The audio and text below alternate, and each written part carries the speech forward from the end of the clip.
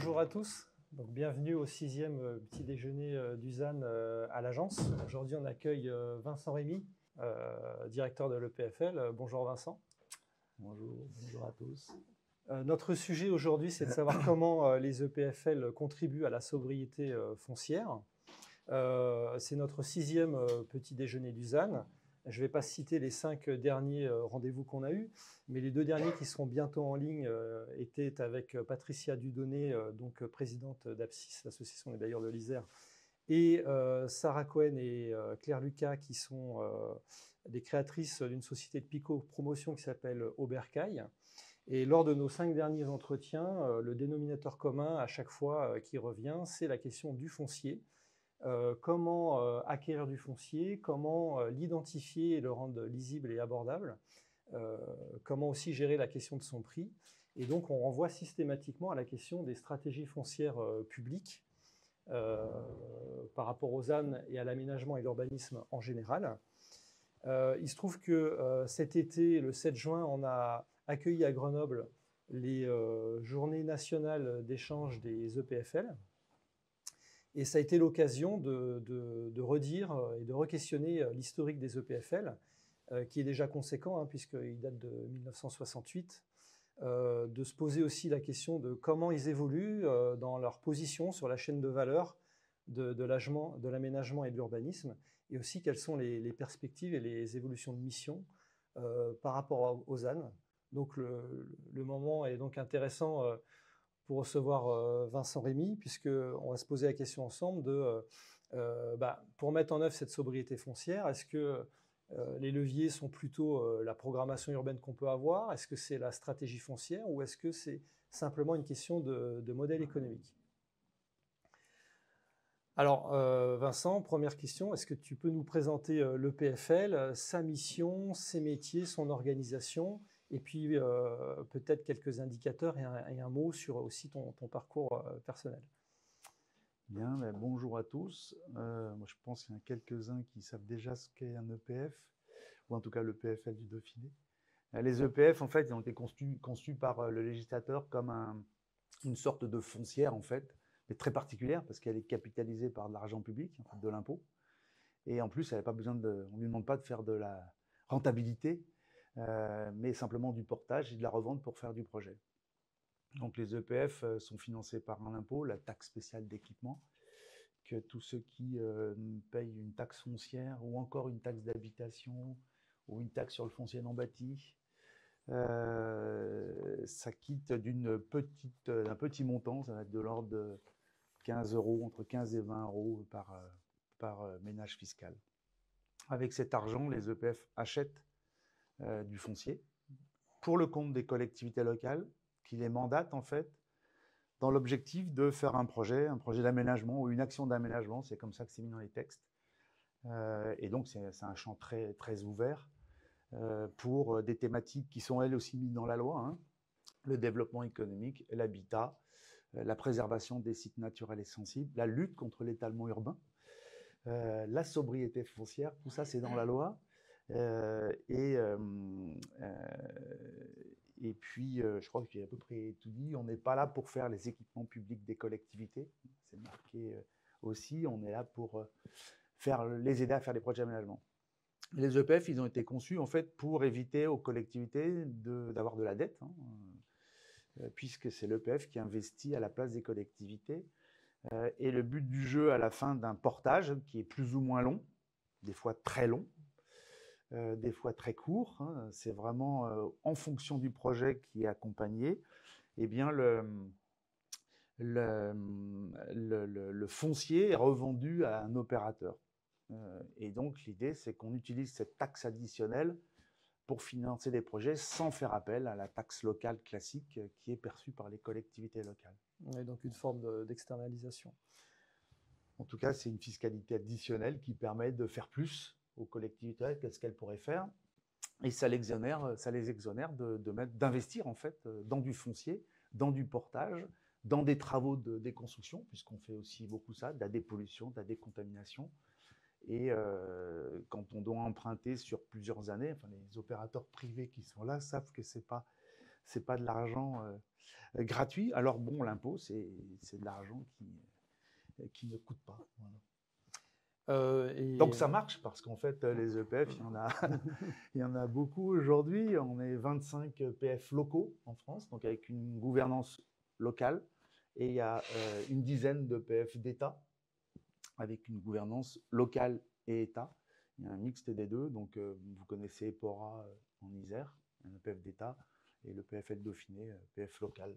Et juste peut-être nous redire ton périmètre d'action sur le PFL.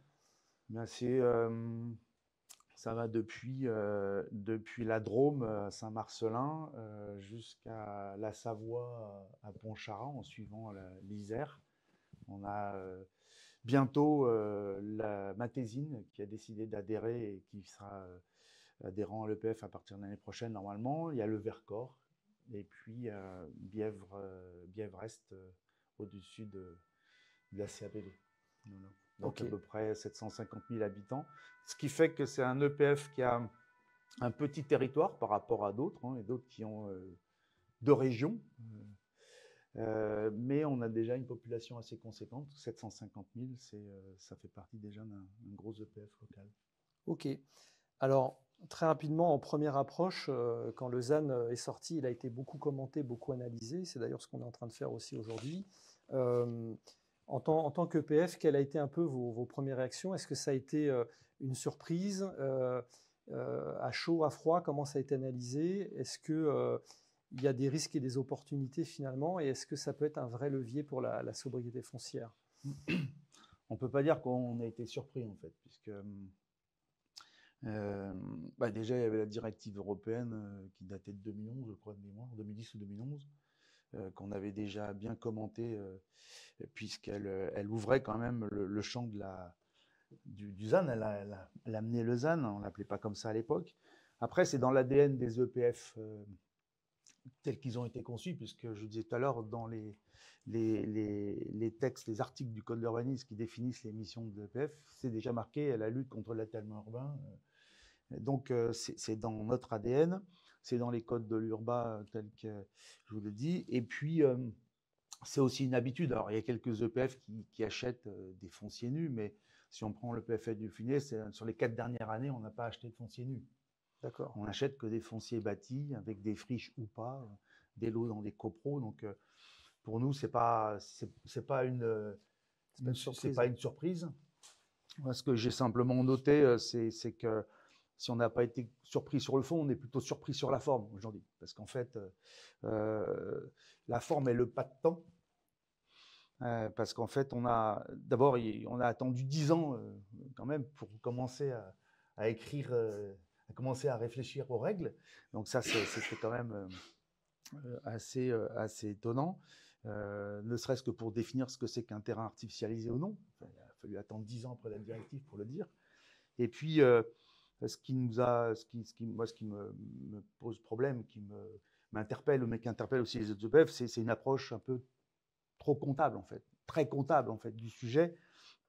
Et pendant qu'on se creuse les méninges pour savoir c'est quoi un terrain artificialisé et c'est quoi, qu'est-ce qu'on va faire ou où est-ce qu'on va le faire, eh bien, on change pas notre mode de pensée sur l'appropriation en fait, de la sobriété foncière, quoi. Et pendant ce temps-là, sur le terrain, ça bouge déjà? Est-ce qu'il y a déjà des choses qui ont changé dans la façon de faire de l'EPFL?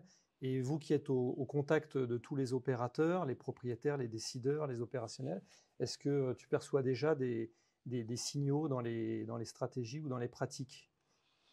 Oui, je le disais en discutant tout à l'heure avant l'intervention, mais la sobriété foncière, il y a déjà des collectivités qui l'ont faite avant le ZAN, qui l'ont déjà intégré. On a retiré des hectares, beaucoup d'hectares dans les PLU de constructibles. C'est-à-dire, quelque part, la sobriété foncière, elle n'a pas besoin du ZAN. Mais aujourd'hui, le ZAN, en fait, c'est vécu comme une garantie de résultat. Donc ça, on le voit aujourd'hui, c'est qu'on est passé des démarches volontaires à une démarche qui est plutôt coercitive vis-à-vis des territoires. Donc il y a un peu un rattrapage des bonnes pratiques qui ont déjà été faites, auxquelles les EPFL participaient. Moi, je vois j'identifie 2 effets de bord en fait aujourd'hui. Le premier, c'est que Ça favorise quand même la rente foncière, notamment dans les territoires où il y a un marché immobilier qui est tendu. Ça renchérit le prix d'une maison individuelle en périphérie d'une agglomération comme Grenoble, indéniablement. Et puis, l'autre effet de bord qu'on voit plutôt dans les territoires détendus, c'est qu'en fait, ça va limiter les opportunités d'accueil. En fait, ceux qui allaient dans les territoires détendus, c'est ceux qui allaient chercher des produits qui ne pouvaient pas se payer dans les territoires tendus. Je prends l'exemple de la maison individuelle, c'était trop cher, trop difficile d'acheter une maison individuelle dans la première couronne grenobloise. Eh bien, on allait chercher une maison individuelle à Tullin ou dans des territoires où le marché est beaucoup moins tendu. C'était facile. Quitte à la construire sur un terrain nu, justement. Bien sûr, on construisait sur un terrain nu. Si aujourd'hui, on n'a plus ce terrain nu, on ne sait pas si on aura toujours ce marché de report vers d'autres produits qui seront disponibles dans les territoires à déprise, notamment les centres-bourgs ou centres-villes des communes en déprise. L'autre point que j'ai noté, c'est que le ZAN nécessite en fait un profond changement de la façon de repenser en fait l'évolution de l'urbain. Vraiment très profond. On va passer d'une logique de développement urbain. Ils sont où les trous comment où est-ce qu'il y a des terrains nus pour que je puisse m'étendre sur le long de quel axe je vais pouvoir privilégier le développement, mais c'était vraiment aller plus loin. Et en fait, on passe de cette logique de développement urbain à une logique d'aménagement urbain. Et en fait, c'est plutôt non, c'est où et comment je vais pouvoir optimiser mon foncier déjà urbanisé. Et quel foncier je vais pouvoir identifier pour refaire de la ville, quoi. Alors, je disais, dans mon parcours, je suis urbaniste et j'ai fait une formation, ça s'appelait aménagement et développement urbain et environnement. Donc il y avait déjà ces composantes, mais c'est vraiment deux choses très différentes. Et réfléchir aujourd'hui sur le réaménagement d'un centre-bourg, je vois Amandine, mais c'est complexe.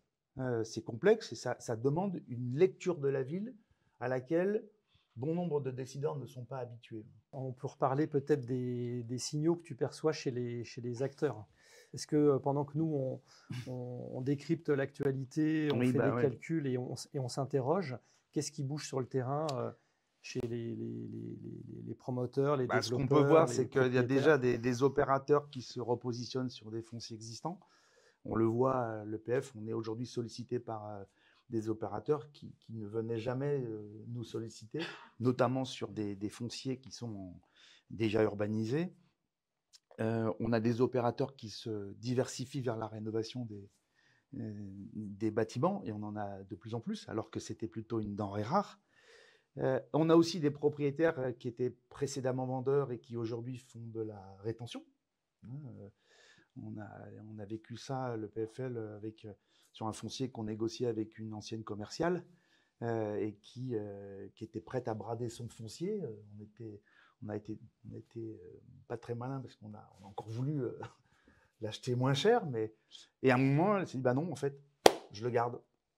Je le garde parce que j'en ferai sûrement quelque chose de mieux et je ferai peut-être même une opération moi-même. Donc, il y a des opérateurs qui aujourd'hui se positionnent avec leurs foncières, les grands opérateurs commerciaux, vous le savez, avec des foncières pour faire des opérations d'aménagement de manière massive, ce qui n'était pas le cas auparavant, quoi.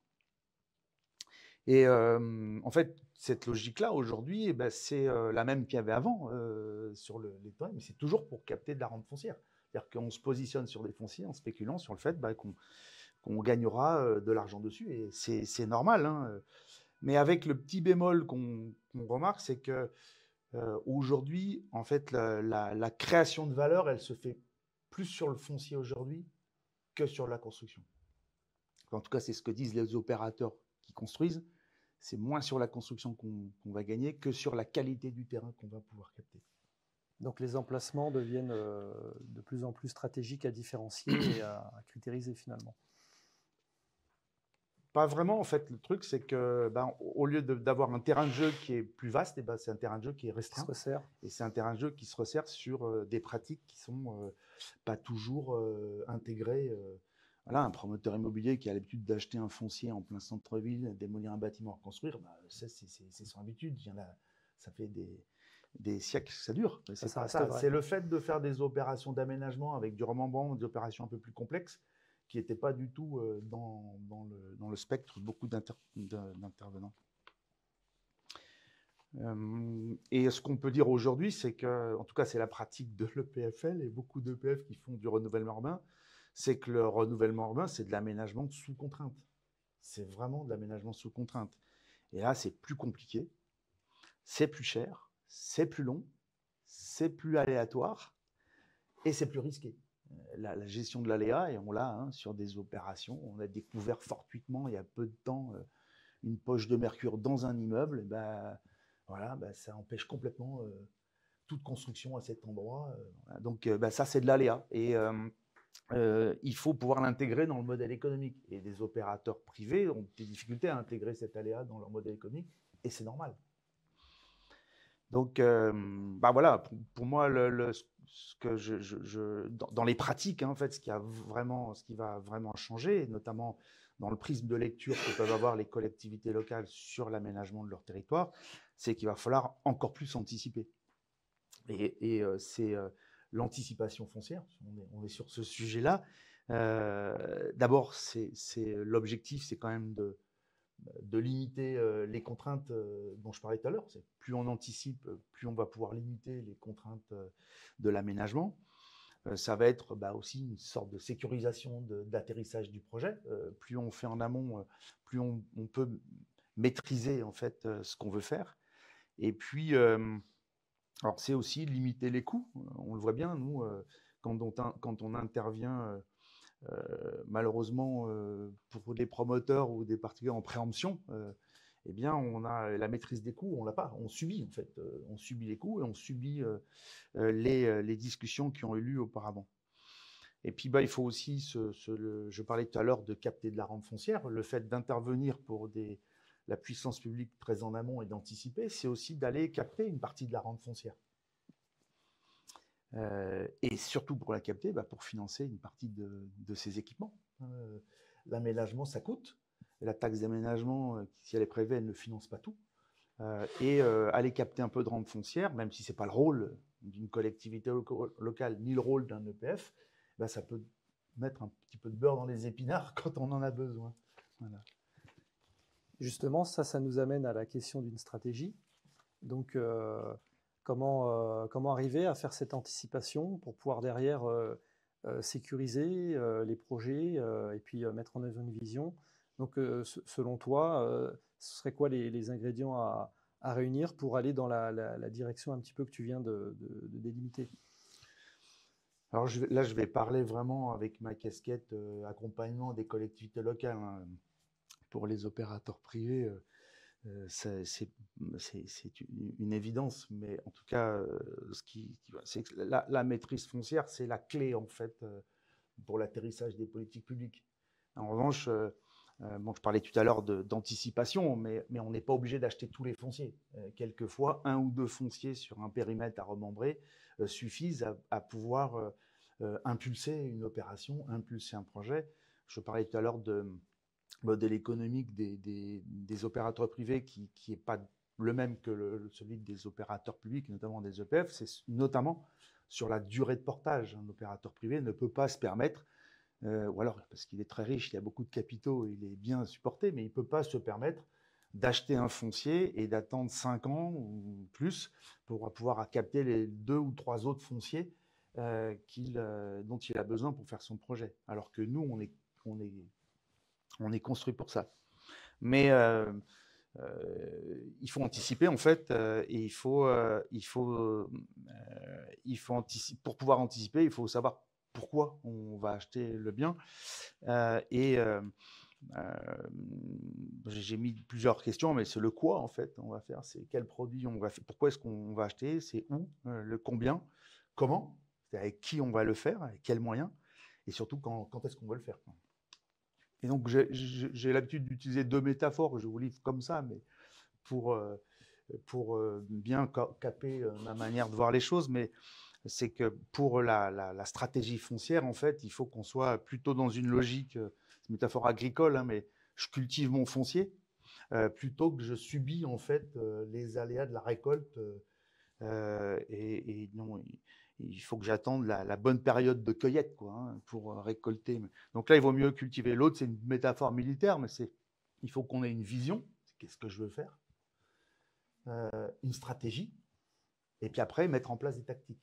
Donc c'est cette manière de faire qui, aujourd'hui, est un peu le cheval de bataille des EPF auprès des collectivités. C'est essayer de les accompagner en suivant une logique en fait, d'intervention, stratégie foncière, mais aussi les tactiques. Comment est-ce qu'on s'y prend sur le terrain, quoi. Donc tu différencies vision, stratégie et tactique. Oui, oui. Et en disant que la vision, en fait, c'est le projet politique. C'est pas le PFL de déterminer le projet politique, c'est aux collectivités locales de le déterminer. C'est les PLH qui disent ce qu'il faut faire comme produit et où, en gros, il faut les faire. Quelle typologie, etc., pour quel type de population. Mais c'est aussi les PADDD, PLU. C'est les projets de territoire qui fixent les grandes lignes, les objectifs de politique publique. Et après, on prend le sujet et on met en place la stratégie. Et c'est là où les EPF accompagnent les collectivités. C'est pas que les EPFL, puisqu'on a aussi l'observation. Donc, avec l'agence, on travaille main dans la main sur cette question-là, mais là, il n'y a pas de stratégie sans savoir la matière qu'on va travailler. Donc, observer l'activité foncière sur un territoire, connaître les marchés immobiliers qui influent ces territoires. C'est aussi identifier les territoires où il faudrait qu'on investisse, qu'on intervienne, qu'on fasse de la prospection foncière. C'est étudier aussi les questions de la dureté foncière. C'est identifier en observation les friches, les territoires de mutabilité, les bâtiments sous-occupés, etc. Et puis, dans la stratégie foncière, il y a aussi un élément qu'on oublie, qu'on met un peu de côté trop souvent, mais c'est il faut déterminer après des objectifs. Qu'est-ce qu'on veut faire, où on veut faire, c'est bien, mais qu'est-ce qu'on veut faire et quels moyens on met en œuvre. Les moyens humains, mais aussi les moyens financiers qu'on met en œuvre. Et puis après, la déclinaison dessous, c'est quand on a défini tout ça, on est sur la partie tactique. Et c'est là où, en fait, on peut, avec la collectivité, proposer des adaptations de la règle d'urbanisme, les PLU, sur les PLUI. On peut mettre en place des systèmes de taxes adaptés sur la vacance, l'aménagement.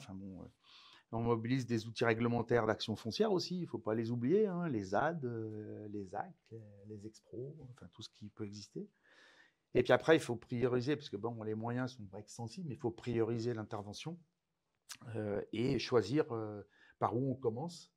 Et le dernièrement, avec qui on peut travailler. Parce que la mise en œuvre d'une stratégie foncière, elle peut se faire, et à mon avis, elle doit se faire avec des partenaires, y compris des partenaires privés, des partenaires d'opérateurs de logements sociaux, des promoteurs, des aménageurs. On ne fait pas tout ça tout seul. Ou alors, il faut avoir beaucoup, beaucoup d'argent et beaucoup, beaucoup de moyens humains. Et donc, du coup, pour un peu conclure, moi, sur ces points-là, j'avais noté que le ZAN, en fait, aujourd'hui, j'ai mis un facteur de complexité à 2 niveaux, en fait. J'ai mis entre parenthèses une double peine, mais il faut, en fait, déterminer, dérouler une stratégie foncière, et c'est beaucoup plus compliqué en site urbain. On demande en fait aujourd'hui à tout le monde de réfléchir et de mettre en œuvre quelque chose qui est très compliqué. Donc c'est un peu la première complexité. Et puis je disais tout à l'heure, l'aménagement urbain, il est vraiment sous contrainte. Et c'est des contraintes qui sont très fortes. On parlait tout à l'heure de l'acceptabilité des projets nouveaux, d'une construction neuve. C'est une contrainte forte. On l'avait déjà avant, peut-être sur le développement urbain, mais ça passait plus facilement parce que le territoire était libre. Là, on a des territoires qui étaient, sans être figés, ils étaient bien assis, bien établis, et on vient les perturber. Donc voilà. Donc c'est quand même les deux niveaux de complexité que j'identifie fortement sur le ZAN aujourd'hui. Alors justement, tu as évoqué la question du modèle économique, des coûts, des difficultés. Est-ce qu'on peut ouvrir un peu le capot et que tu puisses nous expliquer un petit peu, un peu la mécanique EPFL, pourquoi c'est un modèle économique qui est si singulier, pourquoi il est puissant, qu'est-ce qui fait qu'il est vraiment intéressant pour les collectivités, et puis est-ce que finalement ce ne serait pas un peu l'outil magique, entre guillemets? On verra après. Mais c'est possible. Hein.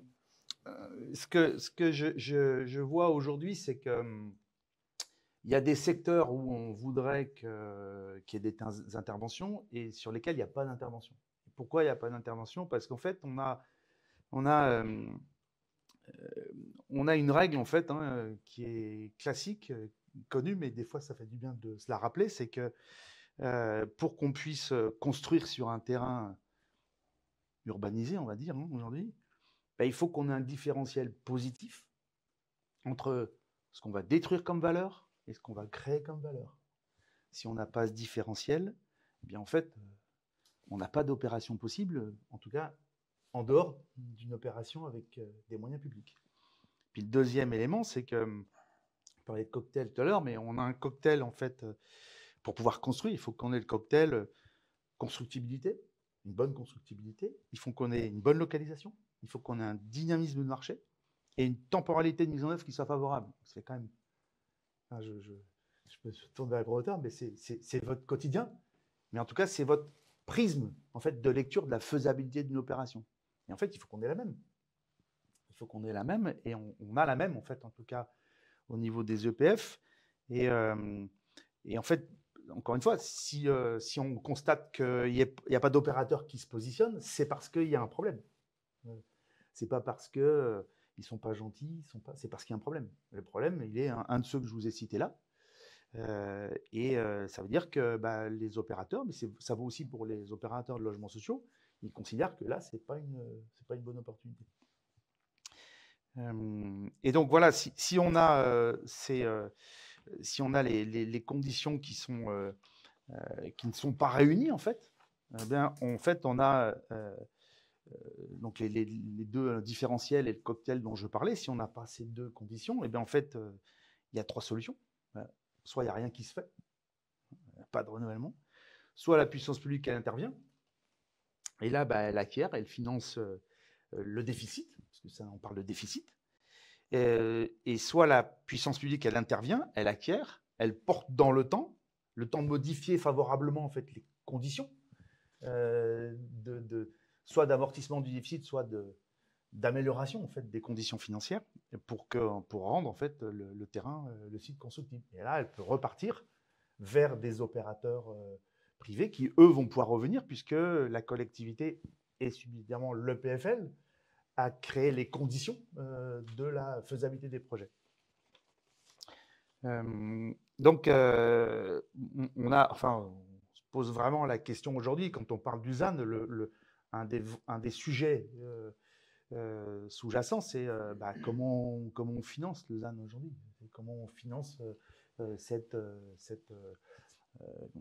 idée qui est légitime. C'est pas le tout de dire qu'on va le faire, il faut le faire. Et donc,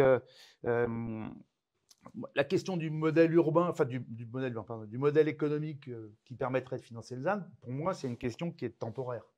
C'est qu'aujourd'hui, puisqu'en fait, c'est une période transitoire, on a fixé des règles. En revanche, on n'a pas encore changé les conditions de constructibilité dans les PLU. Donc clairement, on voit bien, on fait des analyses, et même les opérateurs privés qui commencent à se pencher plus sur l'urbain font des analyses de constructibilité sur des sites et s'aperçoivent que on ne va pas créer de valeur, on ne pourra pas créer suffisamment de valeur pour amortir ce qu'on va détruire comme valeur. Vous achetez 3 maisons individuelles à Coran, et si vous pouvez faire qu'un petit immeuble de 2 niveaux avec 10 logements, vous pliez tout de suite, c'est pas faisable. Voilà. Donc c'est cette période transitoire qui pourra peut-être durer un peu, ça dépendra de la volonté aussi des collectivités locales de modifier les conditions d'atterrissage de projets, mais pendant cette période transitoire, le modèle économique il va passer par de la mise d'argent public pour assumer les déficits. Le modèle économique, il se pose aussi sur les territoires qui sont en déprise, parce qu'en fait, il n'y a pas d'opérateurs qui veulent venir. Comment on les fait venir? Comment on crée les conditions de l'accueil de nouveaux projets? Et là, ça passe par un investissement public qui est très, très important dans ces temps. Et donc, ça pose la question, comment financer l'action foncière d'anticipation? Donc, le modèle économique de l'EPF est fait pour ça. Et comment financer l'éventuel déficit des opérations? Là, alors, on n'a pas tous les EPF n'ont pas le même modèle économique.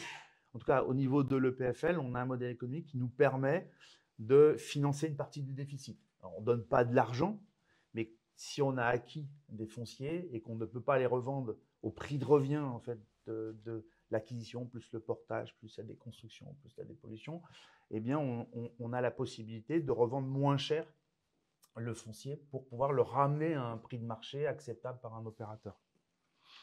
Bon, c'est la TSE qui nous permet ça, mais pas que, parce que la TSE, c'est une toute petite partie de notre capacité financière. Pour vous donner un ordre d'idée, le PFL perçoit à peu près 14 millions de taxes par an, et on a un stock aujourd'hui de 140 millions d'euros, et on a une activité foncière, ça fluctue suivant les années, mais aux alentours de 20-25 millions d'euros par an. Donc, c'est ce qu'on appelle le revolving dans notre jargon, qui est la revente en fait, du foncier à la fin du portage, qui fait qu'on alimente les capacités financières de l'EPFL, en plus de la taxe spéciale d'équipement.